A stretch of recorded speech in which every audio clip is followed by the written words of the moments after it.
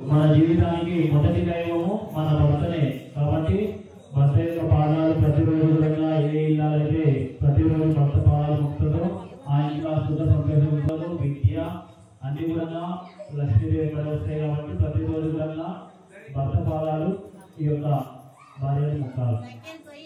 ఇప్పుడు గణపతికి ఎంతో ఇష్టమైన గుంజీల నమస్కారం చేయాలి. మీకు సాధారణమైనటువంటి గణపతికి గుంజీలు చేయడం జరిగింది కాబట్టి మనం కేవలం మనం సాధారణమైనటువంటి గుంజీలు తీసి మన మనసులో ఉన్న ఉద్దేశం జరగడం ద్వారా మన కోరిక త్వరగా తీయాలి.